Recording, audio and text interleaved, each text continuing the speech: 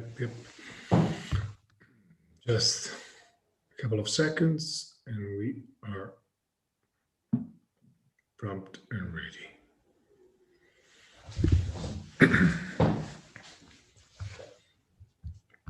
There we go. Cool. We are live. We are live in full effect, live and direct. Good evening, everybody.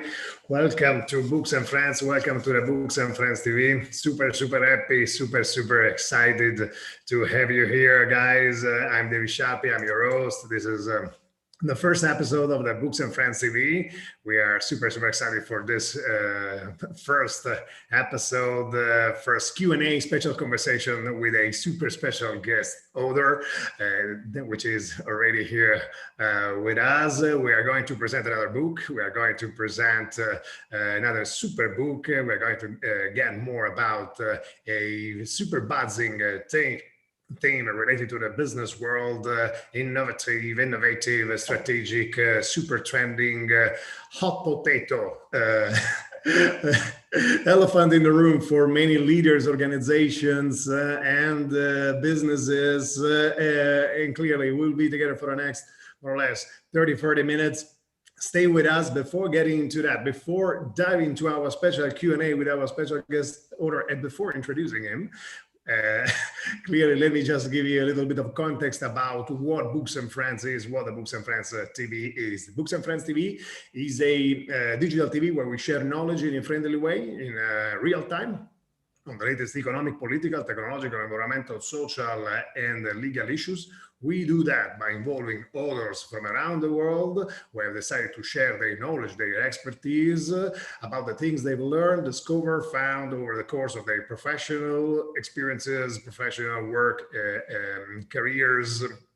And of course, this is the goal that behind Books and Friends, trying to help with this knowledge and information, decision makers both in the public and private sector get better decisions, take better decisions, and eventually, hopefully, try to build a meaningful world, which is at the end of the day something that can have an impact on a positive social impact on the society and the world in which we live. It is at the end of the day our purpose. And speaking of purpose, we are very purpose-led and purpose-driven today. This is probably the purpose room, and very super happy to introduce our next special guest author. Is here with us. Is author of 9 books, and I say 9 books, published 9 books, and of course he's from London. He's a British guy. He's a super expert about leadership development. Has been working with many brands, many well-known companies such as Coca Cola, Unilever, Procter & Gamble, Sainsbury, London Heathrow Airport, Barclays, Virgin Media, and many more. He is the author of Purpose, which is the book on which we are going to have our special Q&A, special conversation today. He's here with us in the Books and Friends room, Ben Renshaw. Welcome to Books and Friends, Ben. How fantastic. What a wonderful introduction. Love the excitement, love the energy. Thank you for your sense of purpose and for the invitation. It's great to be together.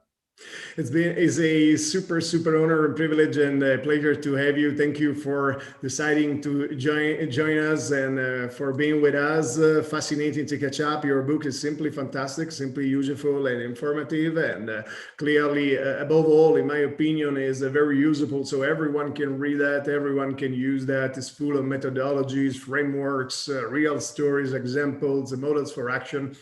And this is probably the reason why I decided to invite you, because it's very helpful. And when someone wants to help someone in doing something complicated, in my opinion, something very challenging, that's very is a very good stuff. And that's the reason why I decided to invite you, Anne. And because at the end of the day, with you today, during this Q&A, this conversation, we will try to get more about this super buzzing theme and a super trending topic that is purpose. Everyone is talking about, everyone wants to get more, everyone wants to jump on this, and clearly trying to understand what it is, how to deal with it as a leaders, as organizations, and clearly trying to discuss about some questions and issues that are coming up related to this.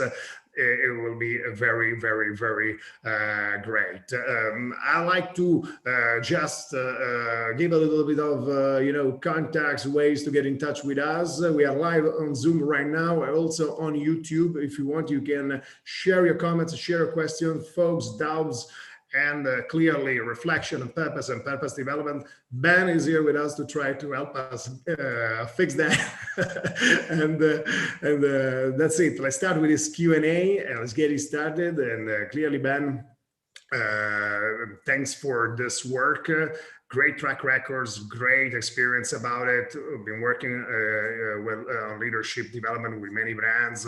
And I'd like to ask you, so the reason why you decided to help everyone try to get more about this with your book. And clearly, then first question that I want to ask you is, which I want to get your focus, what is purpose?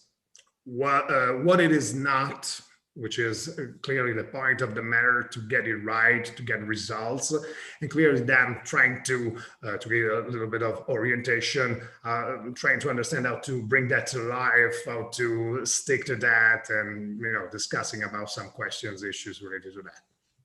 Please.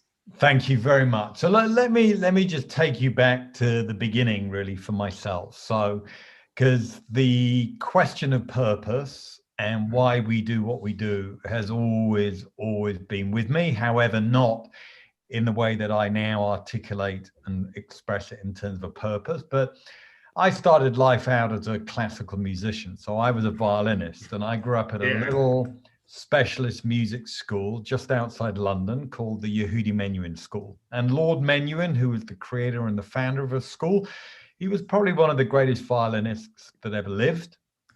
And he was a real visionary and had incredible ideals, and created, as part of that, created this little school for 45 children from all over the world. And we had these great maestros come and visit, and they would mentor us and teach us.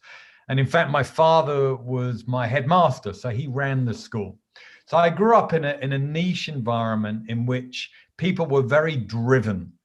Not by a lot of the extrinsic factors that I think we look for today in terms of status and fame and recognition and money, but very much more intrinsic matters, such as the expression of creativity and really bringing your talent to the forefront and being in flow and making meaning of music. So I was always, I grew up in that environment. However, there was a big missing piece for me. Music was not the vehicle for my vocation. It was not the right expression for my own sense of creativity and flow and meaning for me. However, I didn't know what it was, but it started that big question for me as to why do we do what we do? And if we're going to spend, the number of hours that we do invested, in terms of our work and lives, then I figured, look, that needs to be very meaningful and enjoyable. So that was kind of the start for me. The crystallization of purpose, though, came about 15 years later when I was invited by the then largest hospitality company in the world, Intercontinental Hotels Group, to partner with them on the creation of a leadership development program, which we coined Leading with Purpose. At the time, I really did not have a lot of idea what I was doing. I had been very versed in leadership, but in terms of purpose, but they had changed their strategy. They'd gone asset light. They'd sold off all their hotels around the world. So they had brands like Holiday Inn, Holiday Inn Express, Crowne Plaza. They're very good. And they created a core purpose, great hotels, guests love. But if you're trying to engage 365,000 colleagues around the world with an idea like purpose, that's got to start with leadership. So over the next 10 years, I had the great privilege to actually engage and develop 1,000 leaders globally based on what is purpose, how to discover it, and then how to lead it. And really what that comes down to is some simple concepts. Because as you say, I'm a practitioner, so I need things simple. And, you know, I would say purpose is one of those big esoteric ideas, and it's very hard to really translate it, understand what does it mean. So to take it to its essence, what is purpose? It is your why you do what you do. For me, I would suggest it's that deepest intrinsic motivation that you have that energizes you, it inspires you, it gets you up out of bed in the morning, and it most importantly, it provides meaning about, you know, everything that you do.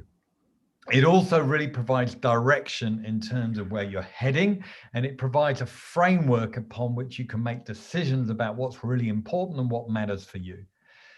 So what it is not, it's not a technique. So for me, it's not a quick fix. It's not, okay, here's my purpose, and you come up with some pithy mantra or statement, which doesn't have depth, it doesn't have substance, it doesn't have meaning. And that it, you know, you really, really got to struggle and wrestle with your purpose. Now, the program that I ran was a 3-day immersion experience, and literally people would be up most of the night wrestling with the question, what is my purpose? It's not just an intellectual concept. Yeah. That's easy. It's easy to come up with, you know, some little, and a lot of brands do this. And obviously you're much more of an expert than myself in terms of, you know, branding and marketing and what that means and looks like. But I think the big watch out, you know, for brands and organizations when they come up with some statement, but they don't live it. It's not authentic. It's not real. And most important, they haven't translated it in terms of, well, what does that mean and look like? And how do we know if we're really being purpose-led? That's very interesting, very fascinating, Ben. And I totally agree with you. And the reason why I invited you, because you have this perspectives, organizational, internal perspective that is, in my opinion, is very critical, because we can talk about external stuff, marketing and communications, but if we don't get it right, if we don't follow that, if we don't live that purpose, it's, you know, it's wasted time. And this is probably the point of the matter, where lots of people are finding, you know, kind of difficulties, because they are all talking about, but at the end of the day, they don't have a purpose in place, or sometimes they are not getting results. They don't see, you know, the implementation, because they have a different idea when it comes to this. Probably they are confusing purpose with with goals or with mission, or there is a little bit of confusion about this. And you, in the book, you talk about value, and you say values, vision, and all the stuff and mission that are about who we are as a company, right? It's the identity of the company.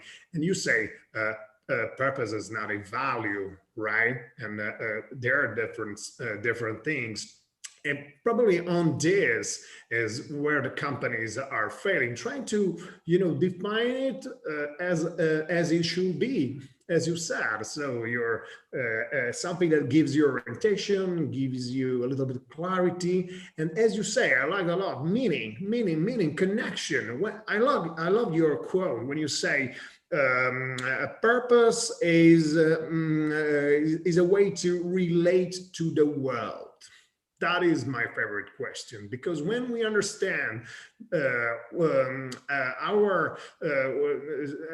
we understand that we need to relate to the world to be right, that is the point of the matter. So and I was fascinated about the fact that you have clearly explained this into the book. Then, of course, totally agree when you say it's not a tagline, because sometimes the people feel it's just you got to find a slogan and then you got to stick to that and practice that and walk that. Honestly, sometimes, for example, I was thinking yesterday, I was talking about the slogan of Airbnb, belong anywhere. right? That is not a purpose. That is a marketing stuff, right? So purpose, as you used to say, something broader, something bigger. How do you contribute to make a world a better place to live? And that is the point of the matter. So look, we've got a great question here from Chris Budd in our Q&A, just saying, look, increasingly younger generations are more interested in working for companies with purpose than just having a career path or pay. And so how can businesses help employees align their own sense of purpose with the purpose of the business? So look, Chris, thanks for that. And the starting point is the discovery of your own sense of personal purpose. Now, let me just contextualize that. Now, it took me about 20 years to find my purpose. I read that. I'm a slow learner, so and obviously working in organizational context, you don't have 20 years. So I had to really streamline a process that enabled people to at least get an indication as purpose. So let me just walk you through that, because Chris, as well, that's very much the starting point. And to help people connect and align with an organization, you've got to know your own sense of purpose. So step number one is to reflect upon times when you've been at your best, when you've been truly fulfilled, sometimes described as being in the zone, but it's very much to do with fulfillment, peak experiences. And because when you're on purpose, that truly is the best version of you. It is when you're actually sometimes described as effortless effort. You have the experience of just, you're so connected with yourself, you're so absorbed, you lose all sense of time, and you're literally just completely focused on what matters most. So step number one is to identify those experiences. Then number two, you got to make meaning of those and ask yourself, why were they so significant? Why were they so meaningful? And then the really challenging part is, once you've identified those big themes, then you've got, again, to translate and make meaning those in terms of your own sense of DNA and why you do what you do.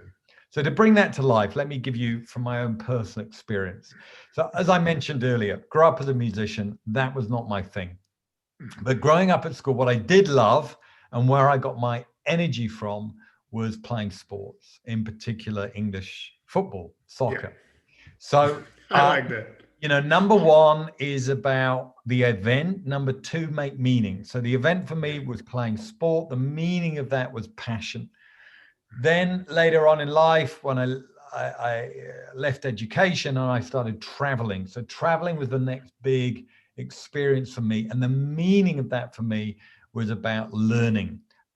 You know, for me, just the curiosity that was ignited being in different cultures, around different people, that was very, again, just stimulating for me. And then the third example would be around my writing. I was not an intellect at school. I wasn't great, but what I found in writing and why I love writing is creativity. So 3 events there: peak experiences, playing sport, travel, and writing. And the meaning of that for me was passion, learning, and creativity. Then you got to bring those together and say, okay, so why is passion, learning, and creativity so impactful? And if I was really living and breathing that, then so what? And where that took me in my own personal inquiry was about the realization of truth. So for me, my purpose is very much, and the way I describe it, is to enable truth, to really understand what's real, what matters most. And in a world where I struggle a lot, you know, with kind of the external trappings of what we think matters in life, which actually for me has very little meaning. But what is meaningful for me is what is real. Now, once I've discovered that, then I can apply that. And this is, I believe, what really tells you whether you're on purpose or not, is there's a consistency of purpose across every role in your life. So as an example, in my work as a coach and a leadership development, everything I do is about the discovery and helping other people discover what is true and real and meaningful for them, and how can they live and breathe that.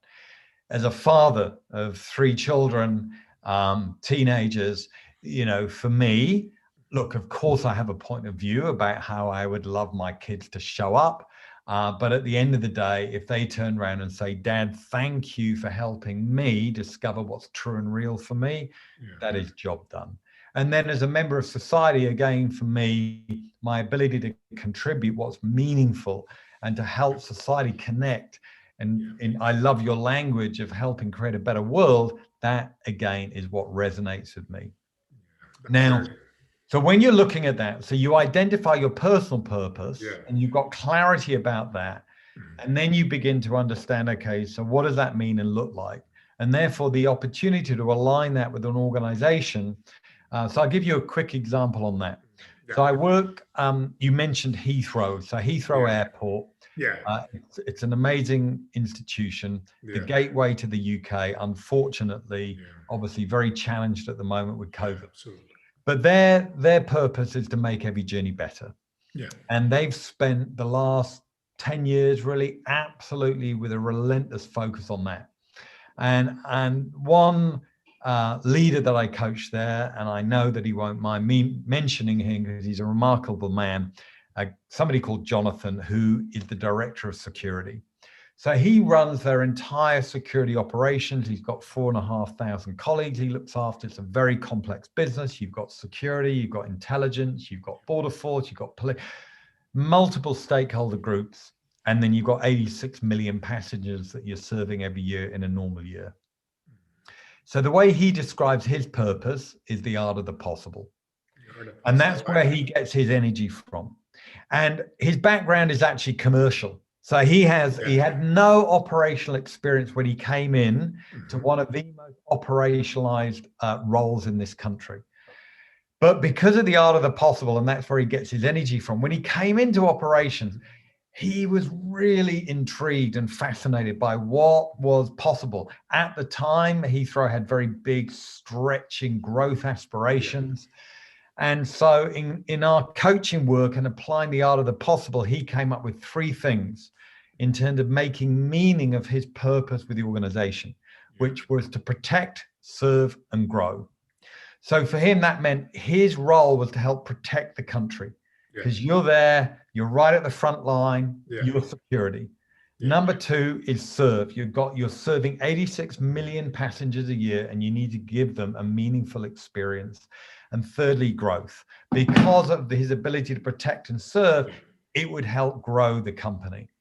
And so he then went out and he engaged his leadership team and then all 4,000 colleagues with this idea about protect, serve, and grow. And then they put their metrics and their tangible deliverables on the back of that, and it created real momentum up until COVID. I could give you many experiences of where leaders have translated their purpose, they've taken it into the company, and they've actually put very tangible deliverable plans on the back of it. But it's got to start with a genuine understanding of your own purpose. Okay, that's very fascinating, Ben. Very fascinating. So the benefits at the end of the day for our organizations, for a big brand, multinational, let's go straight also to this, are main benefits for an organization, focusing on their purpose, living their purpose, and of course, before that, trying to define that, which is a very, in my opinion, a very introspective journey. It's not an easy stuff. It's not 30 seconds writing a sentence, a statement, kind of benefits that company can get by so the primary benefit I would suggest is about engagement. And simply put, happy employees, happy customers. I mean, and then that for me then leads to money and profit and growth, etc. And now most of the organizations I work with, the way they measure engagement is through Great Place to Work, or best companies. So you've got some very, very tested methodologies that apply engagement, and they've got different criteria in terms of, is this a place that you'd recommend? Do you have clarity about what you're doing and your expectations here? Are you really inspired by the vision of the company and where it's going? Do you believe in your leaders and what they do? So there's a range of criteria there. But I think the biggest benefit with purpose, if you are genuinely in a purpose-led organization where it's authentic, it is meaningful, and leaders live and breathe it, the impact on engagement. There's one organization, I won't name them, but they're a very, very operational company that I work with, and they've had very, very low engagement scores. They're heavily unionized. It's not Heathrow, but it's another company. They've got some of the toughest unions in our country. And we've now worked, I've been working with them for a couple of years. The director is very purpose-led. We've introduced that. And their engagement results this year, they're at a record high.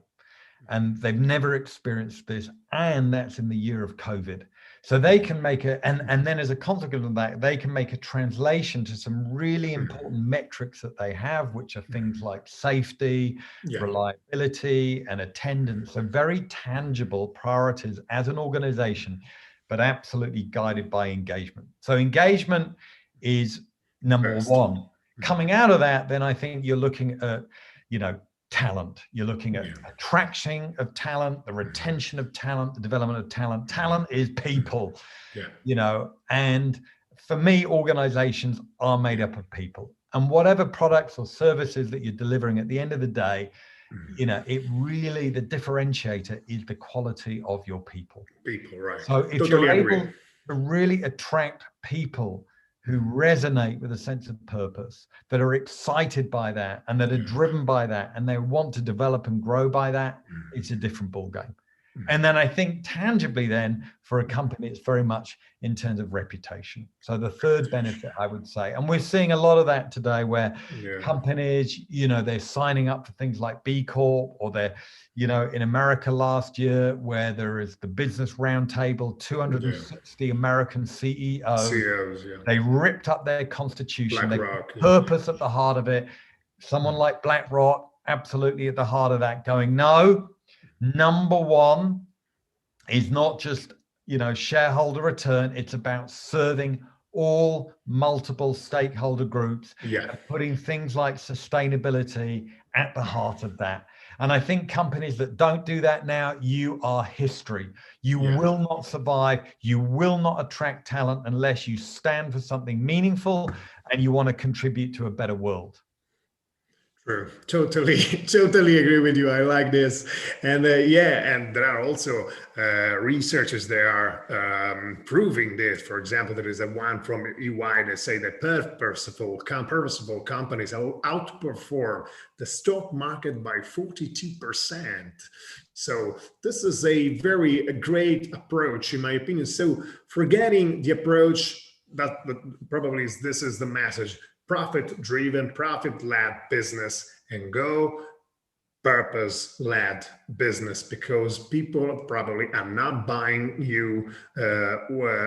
any longer what you sell, but they are trying to buy how do you contribute to make this world a better place to live, because we need to solve many big problems that politicians and governments are not able to solve, this because they are very super challenges and issues. But the companies, the multinationals, have the power to do that.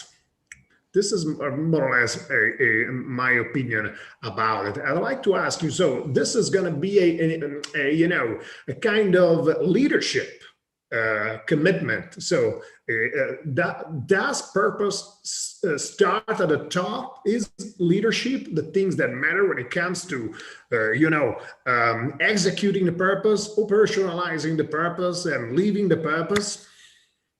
This is my question. So I think that if you, as an organization, if you genuinely want to be purpose-led and your senior leaders are not committed to that, it's not going to happen. So, you may absolutely have some individuals in the organization that are committed and they're energized about it, but it's not going to stick and it's not going to have any meaning and resonance. So absolutely, senior leaders, and it's very challenging because, the majority of senior leaders, they've gotten where they've got because they're brilliant at what they do and they're brilliant at delivering results. Yeah. And I get that. But I think then when you get to leadership, then it's a different ball game. And so a lot of my work is obviously coaching and working with those senior leaders who are in that transitional stage, again, to, and they may have come out of, commercial, operational, CFOs, and they find themselves, running big organizations. And then they've got to engage and they've got to inspire people and they've got to build high performing teams. And if they're not clear on their own sense of purpose, that's very, very challenging. So I think it absolutely starts there. Then what you're able to do once you have your purpose, you can kind of create what I describe as a decision-making framework upon which you can be very clear about what does being purpose-led mean for me. So I challenge people. So the starting point on that, once you've got your purpose, then you've really got to look at your mindset. Because what I notice is for many, many people, they wake up in the morning and their first thoughts for the day are a to-do list. They're like, what have I got to do today? What's in my inbox? What meetings have I got to attend? Pre-COVID, where do I need to be? Obviously now it's how many Zoom calls have I got, etc. And a to-do list is important. It goes to shape your day, but I really, really challenge people to create a different type of list, what I call a to-be list. Because at the end of the day, we're human beings, we're not human doings. Yeah, absolutely. And a purpose starts with the question, how do you want to be? Yeah, that's I challenge people to look at 3 different types of mindset. We have one called autopilot. Now, neuroscientists estimate we're processing 11 million bits of data in any given second. It's a huge amount of information to process. The conscious mind can only manage about 50. So we do a mental shortcut. We go to what's known and familiar. And essentially we bypass that kind of purpose piece. Why? Because it's just, we're into instinct and survival. Then we've got this idea of choice, that in between stimulus and response, we can make choices. But even before choice, to me, you need to become very deliberate and very intentional. And in this case, we're talking about how do you want to be? So the starting point is to become purpose-led. It's got to be an intentional decision to be purpose-led. Then you've got to then work out, what does that mean and look like? So as a leader, that could mean, what does that mean and look like in terms of my people, my team? What does that mean and look like in terms of my messaging and my narrative? What does that mean and look like in terms of my behavior and how I show up? And literally you drill every different aspect of your role so you're clear on the indicators and how you would know, and then you bring that to life. That's very interesting. That's very fascinating. And I was quoting you, I was trying to quote you, and you said in the book, leading with purpose is through the quality of being. So that is the key. So working on understanding ourselves, trying to understand, answer this question, why do we exist as an organization? Why do we exist as a brand? And this is a really, really great point about it. And what do you think about this? Getting back to, what it is now. Some people say it's a cultural program. No, I don't think so. It's not a cultural program. If we have to live that, it must be, it's like values. You got to live them on a daily basis. You got to practice them. Because been working with many multinational as employee, as all purpose-driven brands, the values were on the wall, right? The purpose was on the wall, but nobody was practicing that, and that was the point of the matter. Just a few people, but those people were not scaling, right?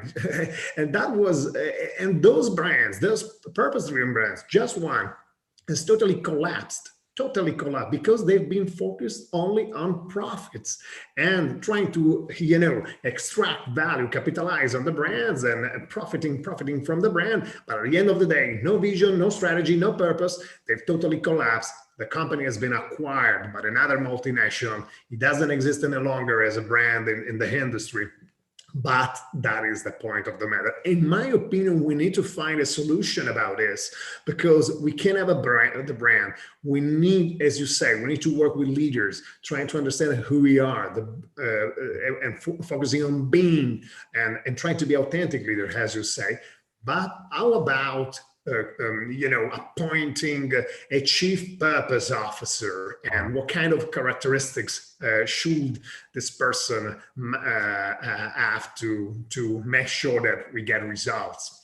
I love this idea of a chief purpose officer. It's brilliant. And I actually floated it with a client of mine who's a chief people officer, so an HR director.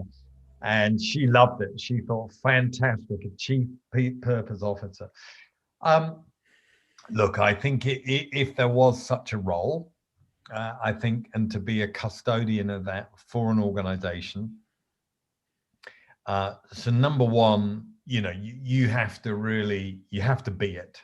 So, and I guess just, one leader I actually haven't had the privilege of working with directly, but I really admire, is the now chairman of LinkedIn, Jeff Weiner. Yeah. And sorry, I'm not sure, you've frozen with me. I'm going to keep talking. Yep. See me? You see me? Can you hear me?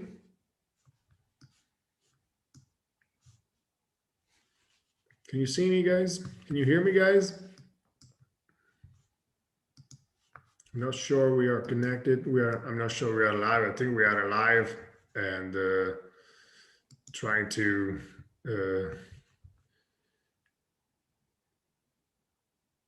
okay, I don't know why I'm not able to hear Ben. I don't know why. So that's very complicated stuff too. Okay. So instead, probably Ben is gone, and we'll get back in a beat. And we were listening to him, and I'm listening. I'm able to listen, but I don't think it's my problem. So I hope can I hear or see Ben? Okay. We hope to get back soon, to get Ben soon, and probably is a matter of connection, internet connection. So let's wait for him. In the meantime, we were trying to entertain you by telling you that we were talking about Chief Purpose Officer. We were trying to understand if this could be a solution to make sure that across the organizations there's an alignment when it comes to employees engagement about that, and avoiding to lose the sight of the purpose, and avoid that purpose should have viewed and considered it as a just a statement and just a kind of beautiful thing without any practical implication and implementation and consequence in the organizational development practices. Now, probably we have lost Ben. It's a matter of network. I don't know how to get back to him. Let me try. I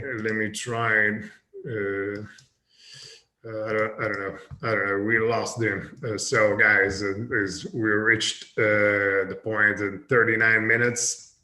We were getting this amazing Q&A, getting lots of beautiful answers about purpose-driven approach. I don't know how to get through. We are continuing to register. We're continuing to go with this Q&A. That's it. I don't know.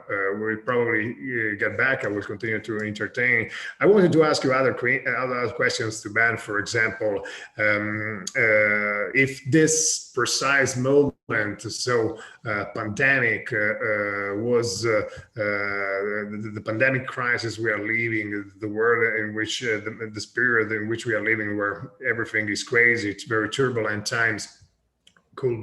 might be the right time to start working on that for many companies, because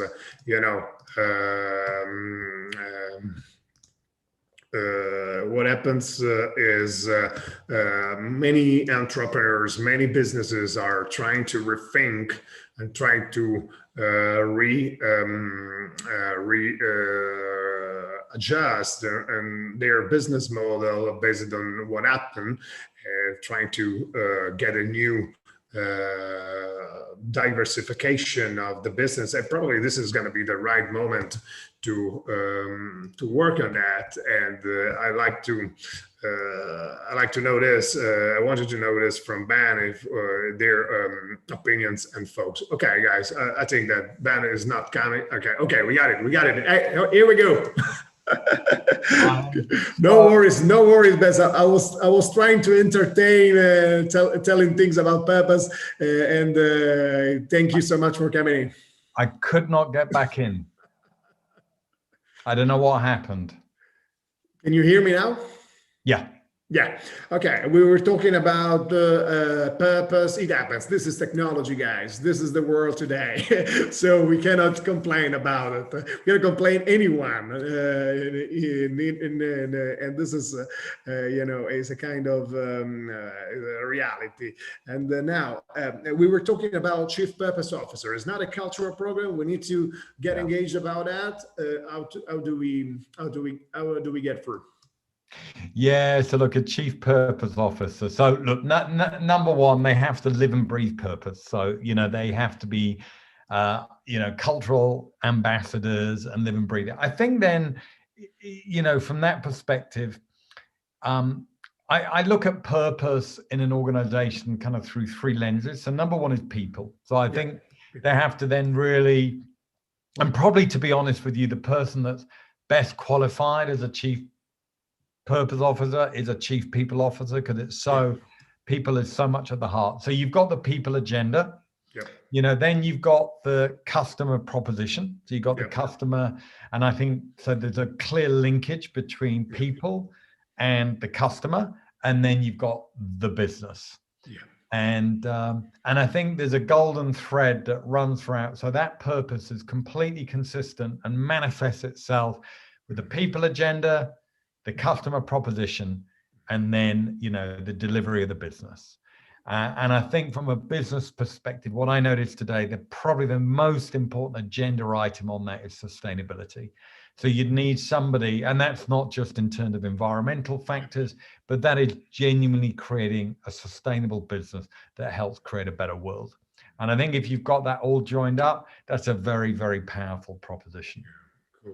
Cool. Very fascinated about this idea of chief purpose officer to make this thing happen when it comes to purpose, execution. And now I'd like to ask you another stuff. We are living, turbulent time in certain times, unpredictable circumstances now. And I heard many entrepreneurs when it comes to interviews telling this. So we are rethinking our company, we're thinking our business, we need to start a new chapter. This moment, this pandemic crisis is leading us to change. I would like to ask you this, your folks about this. Is this probably the right moment to start adopt this purpose-led approach for companies, for brands?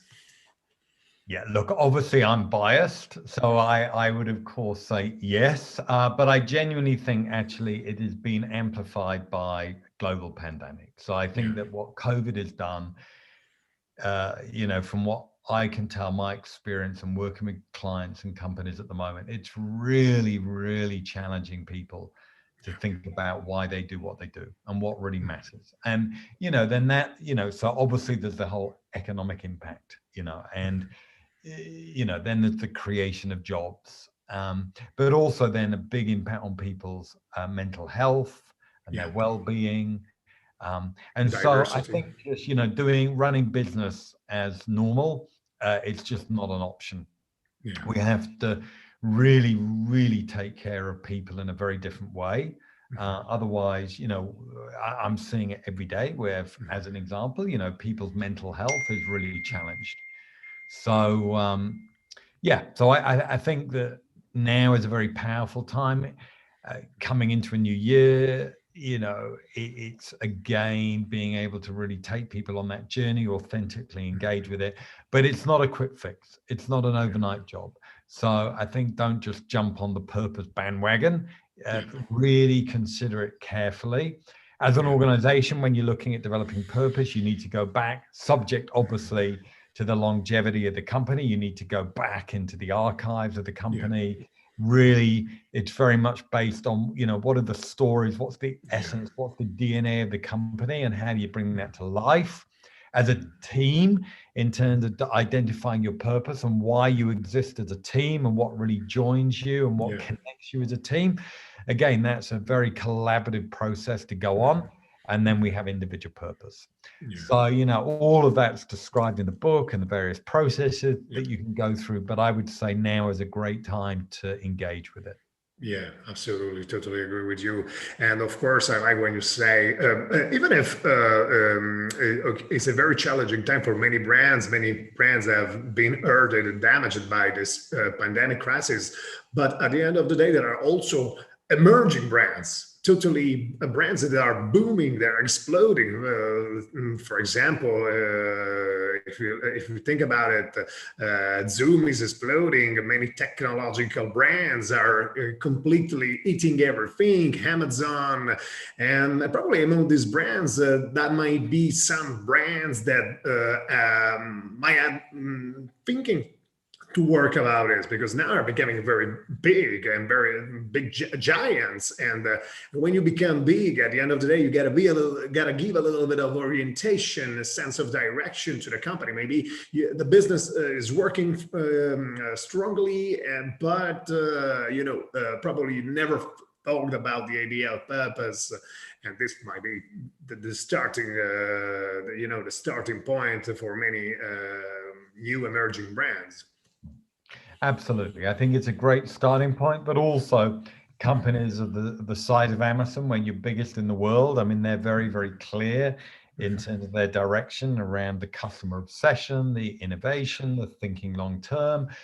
So again, Apple is another very powerful example of being very purpose-led in terms of that absolute obsession, total obsession in terms of design, meeting technology, and the user experience. So, you see it very tangibly in the most valuable companies in the world. Again, Tesla would be a classic example now in terms of, what Elon Musk has done, and that, again, that extraordinary drive for innovation.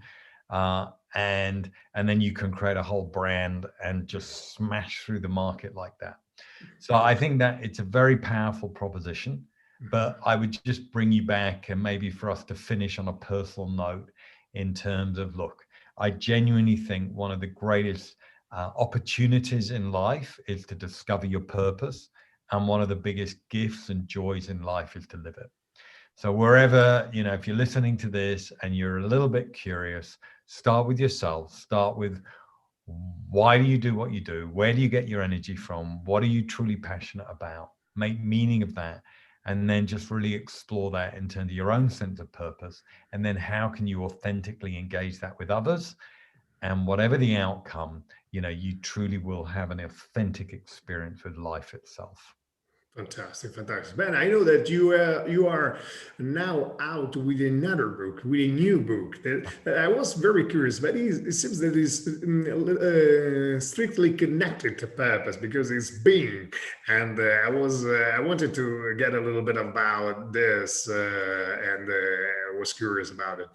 Yeah, so look, my latest book that came out earlier this year is entitled Being, and it's based on 6 principles for leading in an age of fast change.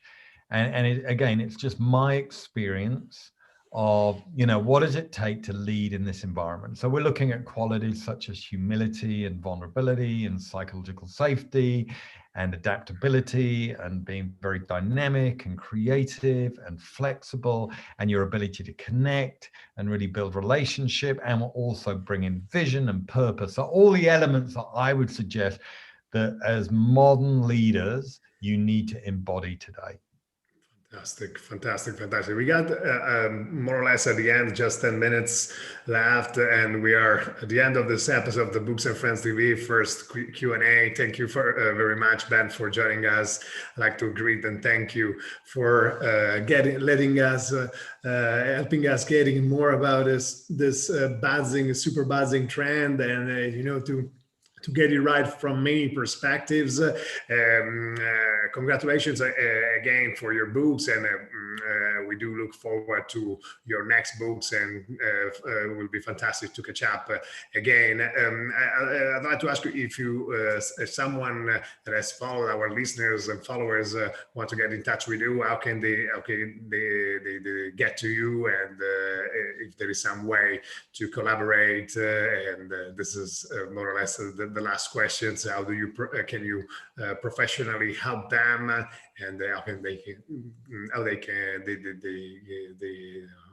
to get in touch with you?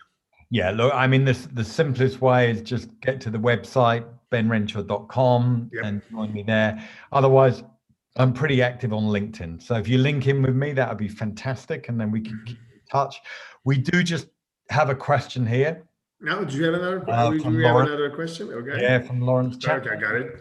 Lawrence, I know very well, so it's fantastic to have you here, Lawrence. Okay. It's a very big question, though. How can we bring more purpose into government? So,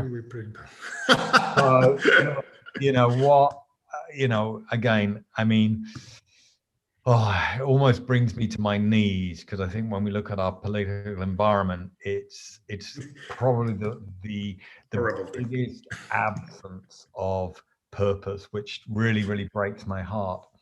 Yeah. I mean, look, I guess, I'm in the UK. Yeah.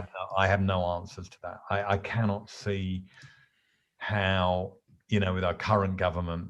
So maybe we need to part current governments, maybe America's and Joe Biden, that will bring in a greater sense of purpose there. But I think, again, with any government, look, I appreciate the challenge, the complexity of the agenda, but I genuinely think if for instance, they're really committed to help, which I believe they should be, in terms of helping create better worlds and better environments and better conditions for people, and that really is fundamentally their proposition, then how do they then bring that to life, through all their policy, etc. I think we're a long, long way from that. However, with the last American election, it was quite interesting with the Democratic Party, because there was one woman in particular that ran for that, a lady called Marianne Williamson, that was author of a book called Return to Love, and she's totally purpose-driven. So I do see that, there are some individuals that are absolutely purpose-led, and they are bringing that into politics. And I just obviously advocate and encourage more of that. Yeah, fantastic. Any other question? We don't have any other questions. Lawrence, that's a really good question. Perfect. Thank you, Lauren, for joining the conversation. Thank you, everyone, for watching and following us.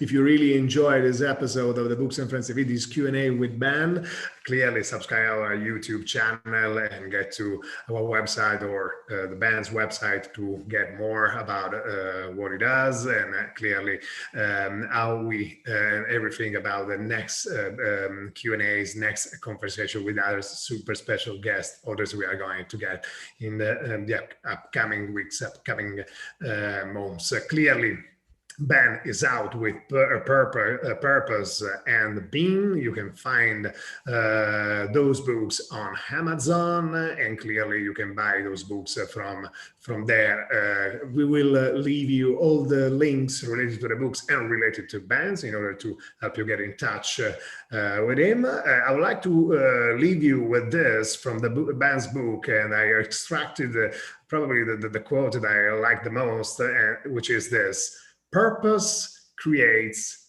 possibility. This is my favorite quote from your book, Ben. I'd like to thank you very much for being with us once again, and we'll see you soon. We'll see you soon, everyone. It's been an absolute pleasure. We will be back soon with new special Q&As, special guest authors, and new presentations and new Q&As about super buzzing, trending topics related to the issues that we are going to follow. Bye, everyone, from David Shalpi, and bye, everyone. Bye, Ben. It's been an absolute pleasure. Cheers. Catch you soon. Bye. See you at the next.